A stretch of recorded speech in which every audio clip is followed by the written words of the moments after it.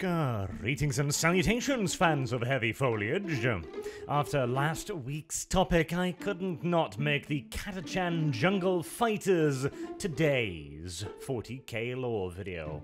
As, well, when you say Death World, these are the guys you're thinking of, to the point that when I was trying to look for art of Death Worlds, they were the only things popping up, so might as well delve into it. The Catachan Jungle Fighters.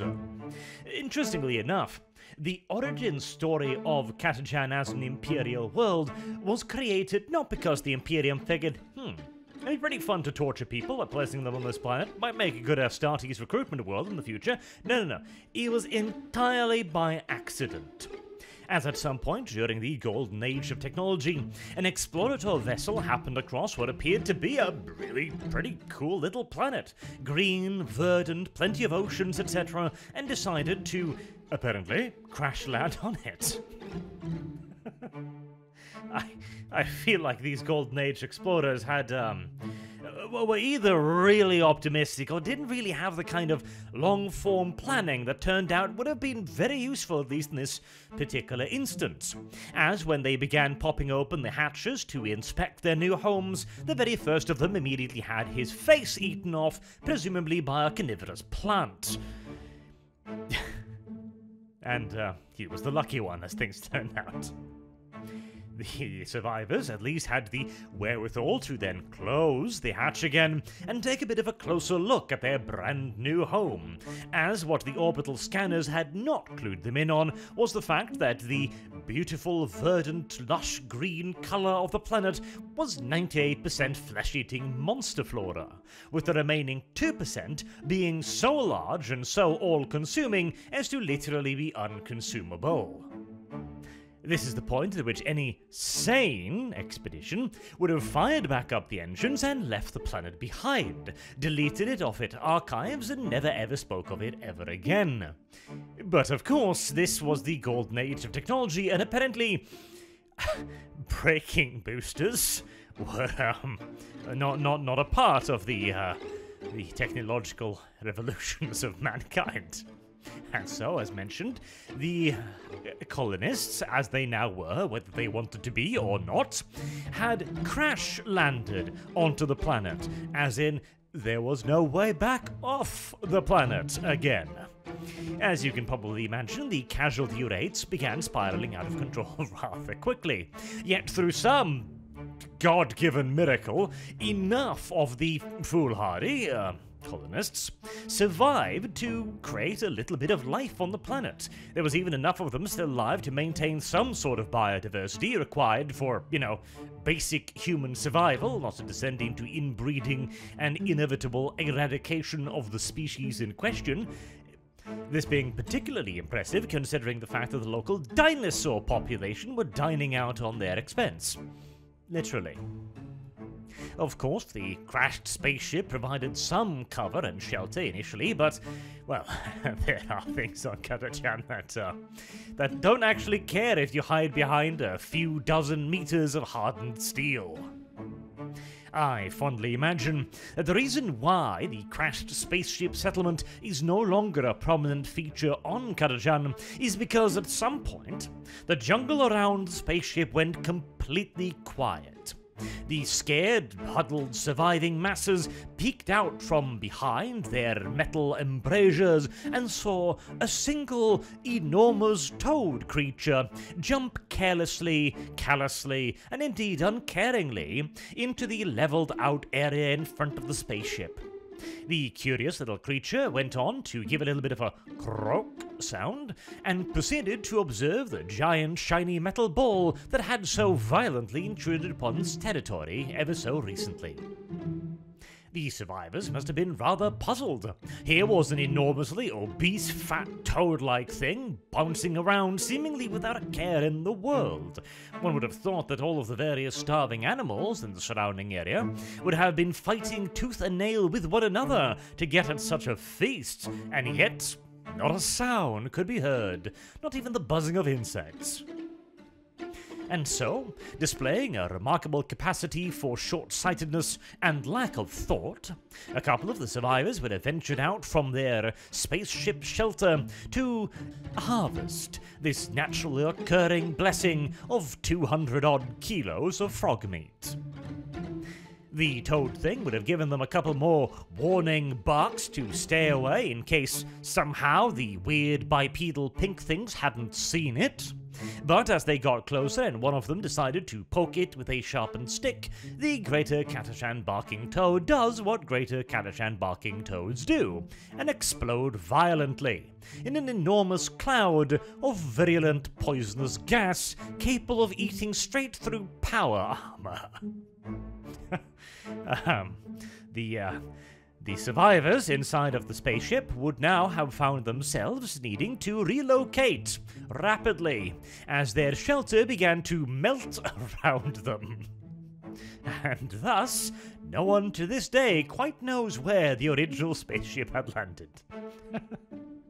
This is headcanon, mind you, but it serves as an excellent example of the kind of unconventional biological creatures that inhabit Catachan to this day. And hey, some of them, the humans that is, survived miraculously. God only knows how. Can you imagine? No, okay, so surely this colony ship must have had a sizable population, right? Now, there is a fair bit of debate as to how many humans you need for a viable, inbred population, ranging from 200, 300, 400 to 14,000. But bearing in mind that you not only need to keep a healthy population, but you also need to be able to, well, take advantage of all the raw resources on the planet and build the civilization. So you'd think at least a few thousand. In fact, let's go with a higher number, 14,000. That sounds reasonable, right? Well, these 14,000 people from an extraordinarily technologically advanced civilization now need to somehow survive on an hell world where every single solitary animal wants to have them for dinner. And hell, probably half of the greenery wants to join in on the feast as well. As, of course, on Catachan, vegetable eats you. I just can't help but think that it would be like dumping 14,000 Californians in the middle of the Cretaceous era. But somehow, they survived, and even managed to eventually begin to thrive, to the point that today, the Imperium is gaining steady recruitment numbers from Catachan, as, well, people are pretty much the only resource that Catachan can actually offer to the wider Imperium. I mean, what else is there? Raw resources? Who's gonna dig it up? Who's gonna maintain a mining site for long enough to dig it up? As any sizable concentration of humans, especially non-Catachan humans, are likely to attract the local population of Catachan devils. Not to mention, what are you going to do if the mining site happens to be in the way of a Catachan Barking Toad's usual migration? Yes. Not like livestock is an option either, or food production, or anything else, frankly. But, fortunately, Catachan breeds rather determined fighters, to put it mildly, seeing as the survival rate is something along the lines of 1 in 5. Those who do make it to adulthood tend to be very, very good at surviving. And of course, this is a talent that the Imperial Guard can make good use out of by placing the Catachans in a situation where their survival directly relies on their enemies' non-survival. This being one of the reasons why Sly Marble, Catachan's finest son, is the single most lethal creature in the galaxy. If you don't know who Sly Marble is, by the way, this is a piece of old 40k lore, when the setting was far more parody in nature. Sly Marble is taken directly from John Rambo, with Sly being the nickname of Sylvester Stallone, and Marble simply being, well, Rambo. As you can see from his art, his inspiration is, well, it's Adeptus Arbites level subtle. This This incidentally is one of the reasons why, as an old school 40k fan, it is downright hilarious to me that GW has the balls to sue anyone for copyright infringement. But oh well, details. Sly might be the topic for another video sometime, as his exploits are many and ridiculous in the extreme. And I want to point out as well, I have seen people often refer to the Catachans as an army of Rambos. This is not correct, as there is only one Rambo, Sly Marble. The Catachans are an army of baby Rambos, yes. Not quite Rambo, but certainly cast in his legendary image. Which of course means that wearing shirts, or God help you, armor, is a big no-no. And to be fair, in the jungles of Catachan, armor is likely to be more of a hindrance than a help. On a planet where every single living creature, be it plant or animal, is either carnivorous or poisonous or a mix of the two, a flak jacket is just not gonna save you. And so the Catachan Jungle Fighters prefer to stay light and mobile, focusing also on close-range firepower, because in the jungle, it is rare you see the enemy coming from anything greater than a dozen meters. This makes them the quintessential light infantry formation. They have very little in the way of heavy armor or artillery, though it is not unheard of. There are Catachan armored and even mechanized regiments, and even some of artillery as well, but this is very much so a rarity, and usually only employed in exceptional circumstances, where even tank crews are expected to defend themselves and their vehicles with knives and pistols. The more traditional form of heavy weaponry employed by the Catachan Jungle Fighters would be direct fire weapons, like the heavy bolter, for example, a fast favourite amongst the Catachan Jungle Fighters for its combination of relative manoeuvrability and relative firepower. Where anti-vehicle weaponry is required, they would rely on short-range weapons like multi-melters, or even jetpacks, or maybe the occasional missile launcher, though that tube gets awfully heavy to lug around the jungle. And as for personnel weapons, they prefer the use of the Mark IV las carbine rather than the regular las rifle. Again, for much the same reason as their relative abhorrence of heavy weaponry. The las carbine is shorter, lighter, and more maneuverable than the thick brush of their jungle homeland. They also employ a handful of more unconventional light personnel weaponry, like, for example, shotguns, or even occasionally bolt guns. Astartes bolt guns. Well, I mean, if anyone is likely to be able to chug around and fire that thing without breaking their arms, it is the Catachans, of course. And also, they are fan favourites of las pistols, or even close-range slug throwers, as perhaps the staple weaponry of the Jungle Fighters are not guns at all, but knives, as they pack a wide variety of bladed weaponry. Their standard-issue combat knife is about the length of a human forearm. They carry lighter, shorter weaponry for stealth works, often envenomed, and heavier outright swords as well, when they know for a fact that the action is going to get in hot and heavy. And speaking of hot, flamethrowers are another favoured weapon of the Jungle Fighters, for multiple reasons. One, a flamethrower at point-blank range is always going to be a worthwhile weapon, and two, if you're gonna clear underbrush quickly, a flamethrower is a damn fine way of doing so. Although you've got to be a rather expert wielder to make sure that the flames don't turn around on you also.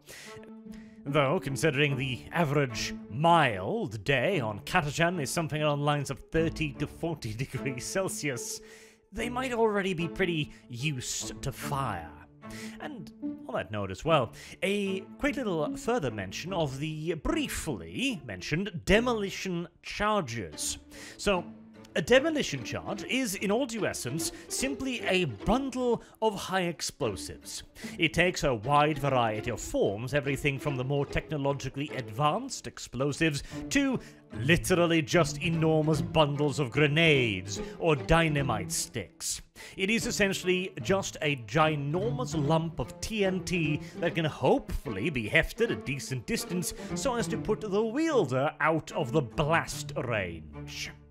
These weapons are used against entrenched enemies, bunkers fortified emplacements, groups of enemy infantry, as, well, straight-up demolition charges to destroy entire buildings if need be. And they can also be very effective against light vehicles, open-top ones in particular, and anything biological or monstrous, like a tyrannid bioorganism, for example, is going to find the application of 2 kilos of high explosives directly to its abdomen a very inconvenient thing indeed. And, of course, detonation charges don't always have to be used as simple grenades on steroids either, as, again, dead packs come in a wide variety of shapes and types, meaning that all we're really talking about here is high explosives with some form of a detonation mechanism, meaning that the jungle fighters can use them to set traps, to blow over trees, to block an enemy's progress, to even blow out temporary fortifications if they got the time for it, or set up enormous ambushes with tons of pre-placed explosives along the enemy's expected route of travel, taking out a solid and significant portion of their fighting power before the first lasbolt is ever fired. This ambush technique is particularly valuable in those circumstances where the Catachan Jungle Fighters are not made to fight in dense environment reminiscent of their homeland.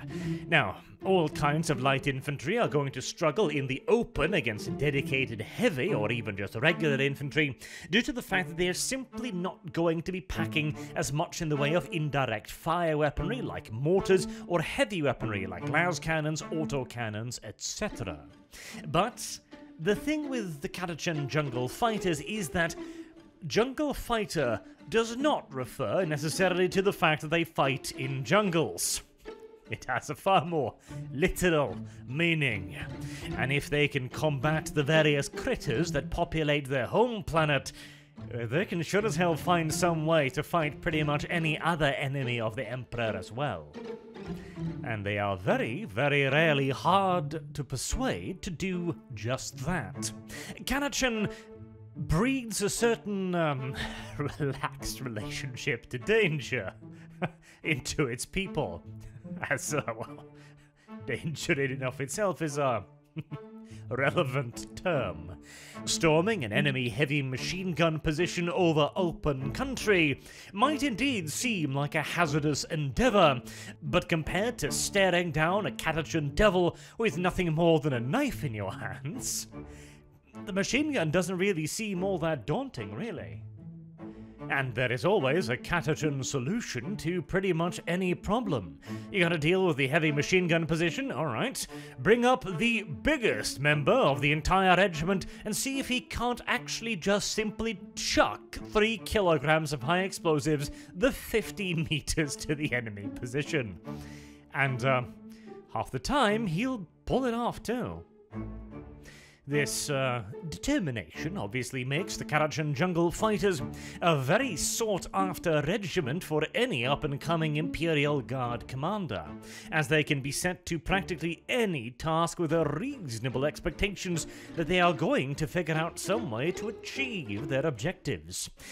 Although a fairly hefty casualty rate must usually be expected, as, again, their relaxed relationship to personal hazard often leads them to, taking a couple too many chances. This is where you might think that the Imperium might be able to aid their decision-making process via the application of specially trained officers, for example, or commissars, or psychers, or even embedded priests, but, well, the Denzians of Catachan have, specific ways of doing things, peculiarities, and they don't take very well to strangers at all. Now, priests, they can understand. The occasional Adeptus Ministorum attaché is likely to have as good a time as any, entrenched alongside Catachan Jungle Fighters who settle personal disputes with knives, but, you know, relatively speaking, they're gonna have it fairly okay.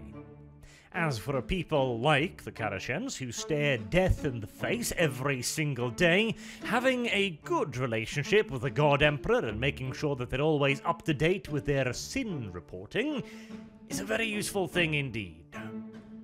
And having a direct hotline to Big E whenever there's a machine gun position that needs running at is valued, most certainly so. When it comes to outside officers, however, the Jungle Fighters are not actually interested in being told how to do their jobs, especially not from some soft off-worlder who's never had to outrun a dozen wild groks baying for his blood in the early morning. Now, they might be able to value certain tactical pointers here and there, but any military advisor had best word his thoughts very carefully so as to avoid offense, because, again, the Catachans tend to settle those disputes with very little warning and very, very much violence. And as for commissars, well, there are certain regiments that are simply not healthy for your average commissar. And the Catachan Jungle Fighters is probably at the very top of that list, as back in the day when they had an actual codex, a supplement granted, but a codex nevertheless, back in 3rd edition, they had a special rule called, "Oops, sorry sir," which should give you some indication as to how short-lived most commissarial careers are when embedded alongside the Catachans. Again, they can value a priest, they can even potentially value well-worded tactical advice, but telling them how to fight and how to keep morale up? Not from a Schola Progenium brat, certainly. Indeed, the best chance you've got of making Catachan Jungle Fighters adhere to your commands is to be from Catachan yourself, because unlike many other Death Worlds, the Jungle Fighters have actually managed to get enough regiments on their feet as to become a sizable fighting force in their own right, with members of their ranks rising to very high positions within the Imperial Guard, making entire armies of Catachan Jungle Fighters not only a distinct possibility, but a pretty hilarious one as well. I imagine that the best way to make use of a new regiment would be to get it to fight alongside an old one for a bit, so as to teach them the ropes of warfare against something other than Tyrannosaurus Rexes. You know, something that shoots bullets at you and has artillery and aircraft and all kinds of nonsense that even the animals of Catachan have in relatively limited quantities. Although a Velociraptor equivalent piloting a helicopter gunship would be hilarious. Now, this also does kind of raise the question as to how on God's good green earth have this many regiments been raised from Catachan? Surely the rate of attrition must be pretty hilarious on that planet, right? Well, actually, it might not be. The question is, how many Catachans are there? It's a bit difficult to determine, but one of the highest regimental numbers I've seen goes all the way up to 183rd. Bearing in mind that these regiments are reused as each regiment is destroyed, that means that at some point at least there were 183 regiments of Catachan Jungle Fighters operational within the Imperium. Bear in mind also that the word regiment is not actually indicative of military strength. This is one of Games Workshop's what's actual militaries were like again parts, where they chose regiment because, well, it sounded unique and nobody else had copyrighted it yet. Thus, every Imperial Guard formation is made up of regiments. even when those regiments, as in the case of Krieg, need to number in the millions of men to make sense from the, story perspective. So, how large all of these regiments are, how many fighting men are in them, what the total of Catachan Jungle Fighters actually is, God Emperor alone knows, but the population must number in the millions at the very least, though it is worth mentioning that in the cases of many civilized worlds, so not Catachan, the Imperial Guard troops are levied as a part of the Imperial tithe, and they are usually taken from the best of the planetary defense force, who are then retrained and upgraded in terms of equipment and leadership before being shipped off to the Imperium's countless war fronts. Now, this is of course not an absolute by any stretch of the imagination, as the only absolute in 40k when it comes to the Imperial Guard is that there is going to be an exception to the absolute somewhere. But it is a relatively useful and worthwhile way of doing things. You indoctrinate and train people in the basics in the planetary defense force, and then you have a far smaller turnaround time to turn them into worthwhile Imperial Guardsmen. However, Catachan doesn't have a PDF. At all. There is no planetary defense force whatsoever. There is no standing army or garrison even on Catachan, beyond whichever regiments are currently undergoing their basic boot camp training on the planet, that is. Which might sound weird because, well, this is a major recruiting world for the Imperial Guard. Now, we don't know how major precisely, but seeing as it has at one point had 180 plus regiments bumping across the galaxy, oh yeah, it is a tremendous source of manpower, and good manpower at that, so you would think that the Imperium's many enemies might have placed their sights on this verdant little rock several times over the course of the Imperium's 10,000 plus year history. And you'd be right. The world of Catachan has actually been invaded on a couple of occasions. Most recently during Abaddon's 13th temper tantrum, which, if you are going to believe the lore, actually succeeded for once, seeing a major chaos invasion of the planet. The locals barely noticed, because the Chaos Forces did much the same thing as the original colonists. They landed on the planet, figuring that they'd meet Imperial resistance, and then they didn't. They met resistance of a far more local sort, and were swiftly decimated by the actual environment and the local animal population. This has been the case for several invasions over the course of Catachan's history, where the planet itself has taken care of defending itself quite nicely, thank you. Honestly, I'm not even sure the World Eater virus could kill that fucking rock. I just imagine somebody deploys viral torpedoes and a few hours later they're like, "Sir, something on the planet ate all the World Eater virus." It certainly would be funny if nothing else. But the planet does have some drawbacks.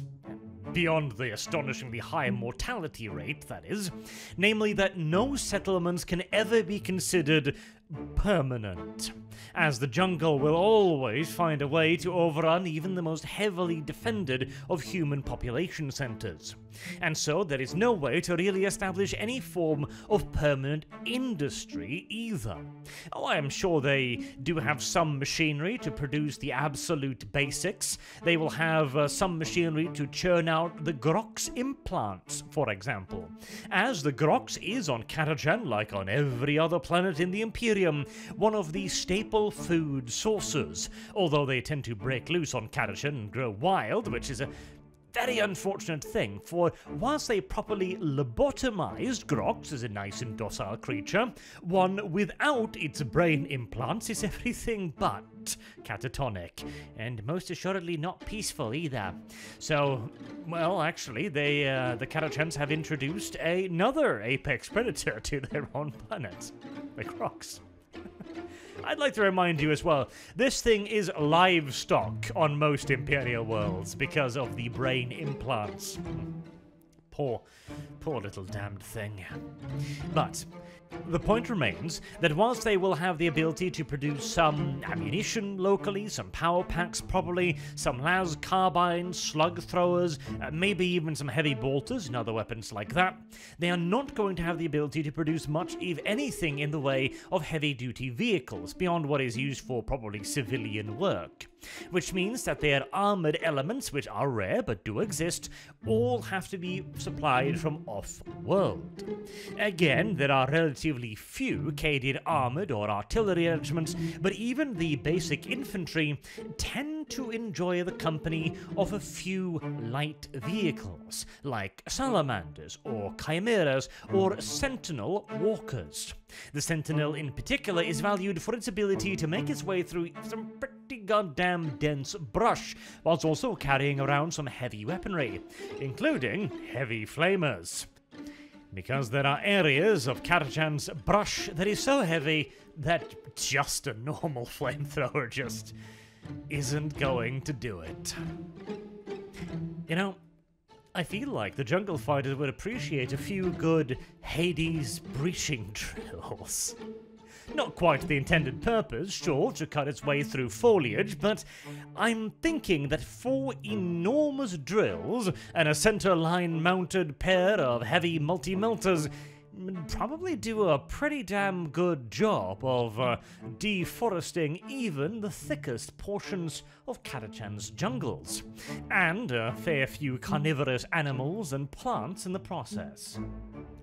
Though, to be fair, I imagine it would probably be a bit too big, fat, bulky, and slow for this regiment's preferred way of waging war. As, again, the Jungle Fighters' way is ambushing the enemy, hitting them hard and fast, and then fading away into difficult terrain before the frustrated enemy's retaliation can land a solid blow. And if the enemy is stupid enough to follow the Jungle Fighters into broken terrain, or even better, forests or jungles, well, I'm sure you can imagine the likely outcome of such a scenario. As pound for pound, the Catachan Jungle Fighters might be the single best Imperial Guard regiment of them all. And really, what the Imperium should have done is simply transplant all of the flora and fauna of Catachan to Cadia, and then simply just leave, trusting in the local wildlife to take care of any of Abaddon's further temper tantrums. That too would have been funny. But until next time, I have been Arch. Thank you all very much for listening, and I hope to see you all again soon. Till then, have a good day.